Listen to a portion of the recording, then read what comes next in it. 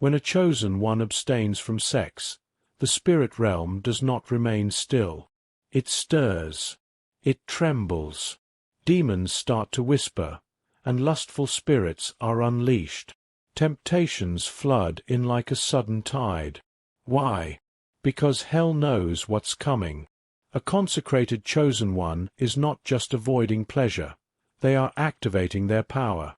It's not simply celibacy. It's a declaration of war. And the kingdom of darkness is well aware of it. When a chosen one shuts the door to sin, something ancient awakens.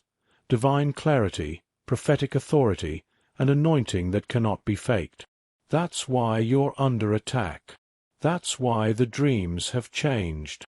That's why the pressure has increased.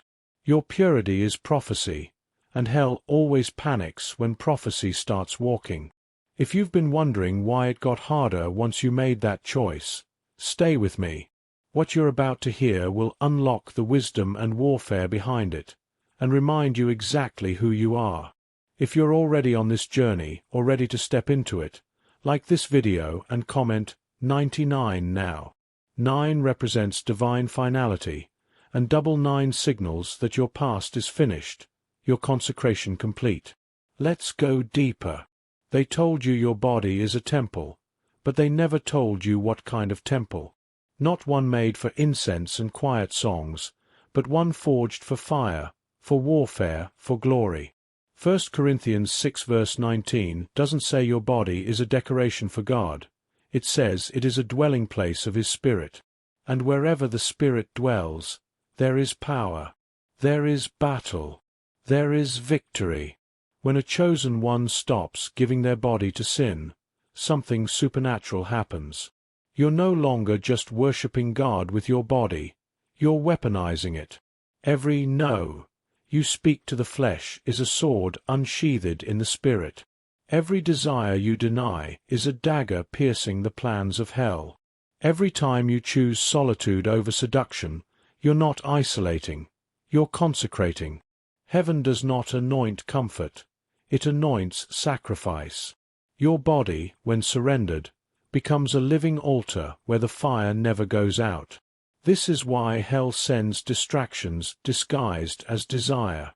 If your body ever aligns fully with heaven's purpose, you won't just survive, you'll invade.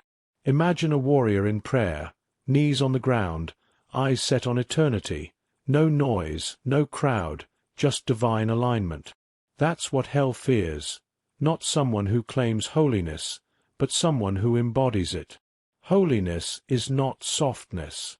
It's sharp, precise, dangerous. A chosen one walking in purity is not harmless. They are unstoppable. And if you think the battle ends with self-control, you haven't seen what's coming. When your body, mind, and spirit unite under divine command, prepare for something beyond. There is a hidden power in purity that few ever tap into.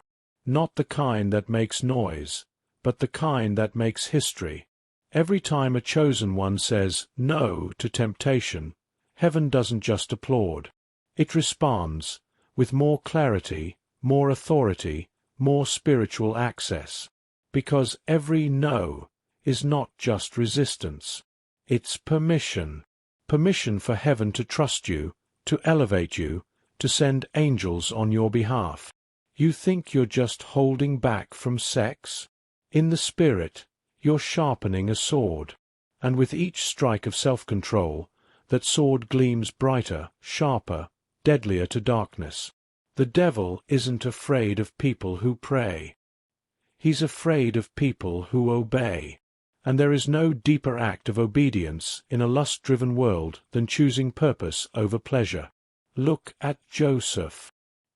He wasn't just running from Potiphar's wife. He was running toward destiny. That moment of escape wasn't weakness. It was the divine unlocking of elevation. What looked like loss in the natural was setting him up for rulership in the spiritual. And it's the same with you. When you say no to the bed of sin, you're saying yes to the throne of purpose. Purpose. You're not just resisting, You're rising. And every demon assigned to your fall starts to panic when they see your consistency. They know you're not just aware of your calling, you're becoming worthy of it. But here's the twist. What if I told you hell has been studying your purity, not just to fight it, but to hijack it? Don't move. The truth you're about to hear could change everything. Hell doesn't just notice your sexual energy. It tracks it. It studies it. It fears what it could become if fully surrendered to God. Sexual energy is sacred. It was never meant to be wasted. It was designed to create life, legacy, covenant. And anything that holds the power to create has the power to destroy if misused. That's why the moment a chosen one chooses celibacy, there's a shift in the invisible realm. Demons are assigned not to kill you, but to distract you, to seduce you, to drain you. You think it's just random lustful thoughts, vivid dreams, old flings reaching out again? No. These are spiritual operations. Coordinated attacks from demonic entities like incubus and succubus spirits. They don't target the rebellious. They target the righteous. The ones who have decided to shut every door and light a fire instead. Have you noticed how the warfare intensifies right after you decide to stay pure? The dreams get darker. The temptation gets stronger. Even your own body feels like it's betraying you. That's not biology. That's warfare. Because sexual purity is more than abstinence. It's possession of sacred power. And demons don't attack what isn't dangerous. They want your energy. They want your focus. They want your fire. Because if you ever learn how to contain it and not leak it, you won't just resist hell. You'll outrank it. But the enemy has one final card to play. One last tactic to twist your strength into a curse. And most chosen ones fall for it without even knowing. Don't blink, because what I'm about to reveal could expose the trap you've been sleeping in. The world laughs at celibacy. They call it weakness, fear, repression.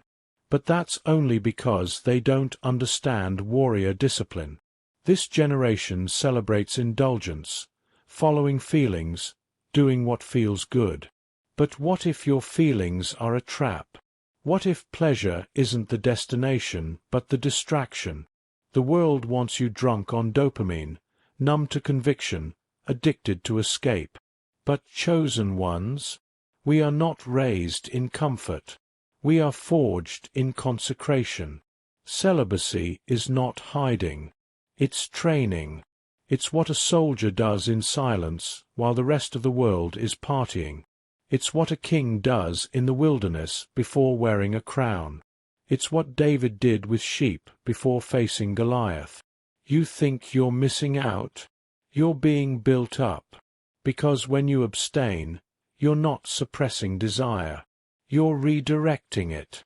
You're taking your hunger and offering it on the altar, saying to God, "Not my will, not my timing, not my flesh, but yours." And in return, He gives you authority, not just to say no to sin, but to command atmospheres, to discern spirits, to break generational curses with a whisper. There is power hidden in the quiet of self-denial, the kind of power that can't be bought, the kind that makes demons tremble before you even open your mouth. Because when you've mastered your own body, nothing else owns you. And here's what the world will never tell you. Celibacy isn't the absence of intimacy. It's the presence of alignment. And once you're aligned with heaven, you become a walking weapon. But even weapons need direction. Even fire needs focus. And in the next few seconds, you're about to discover what truly happens when that fire stops burning in secret and starts igniting destiny in public.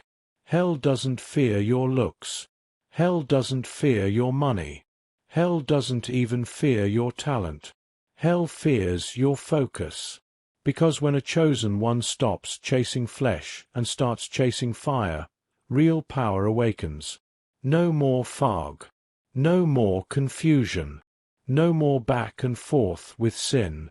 When the noise of desire dies, the voice of God gets louder. When distractions fall away, divine instructions rise. That's when your prayers shift from survival to strategy. Your worship turns from routine to revelation. Your walk goes from lukewarm to lethal. The devil doesn't fear your muscles. He fears your consecration. Because a consecrated chosen one doesn't react. They command. They don't beg God for scraps. They enforce heaven's will on earth. And that kind of focus, it comes when lust is no longer the lens you see through. It comes when the fire inside burns hotter than anything outside. It comes when you realize that purity isn't the end goal. Purpose is. You weren't born to blend in. You weren't born to scroll endlessly through temptation. You were born to see clearly, to move precisely, to strike spiritually. That's why the war for your focus is so intense. Because the enemy knows if you ever get locked in, if you ever fully align, if you ever stop falling for counterfeit connections, you become unshakable, undeniable, unstoppable. And right now, you're closer than you think. Because the final key, the one that ties all of this together, is not just about celibacy. It's about what happens after. What happens when a chosen one becomes fully awakened? Chosen one, this wasn't just a video. It was a divine reminder. Your celibacy isn't a loss. It's a signal to heaven and a threat to hell. When you stopped giving your body to sin, you didn't lose power. You unlocked it. You stepped out of the cycle. You broke the pattern. You silenced the seduction. And now you walk, not just as a believer, but as a warrior with clear vision, unshakable focus, and heaven's fire in your bones. Demons don't tremble at noise. They tremble at purity, discipline, and consecration. So hear this, like a prophetic decree. You are not soft. You are not weak. You are set apart. And the warfare you've endured, it's proof of your calling. The world won't understand, but heaven has already marked you. So stay pure. Stay sharp. Stay dangerous to darkness. Because every time you say no to the flesh, hell shakes, demons scatter, and purpose gets louder. If this word spoke to your soul, drop a 1111 in the comments and declare it. I am set apart.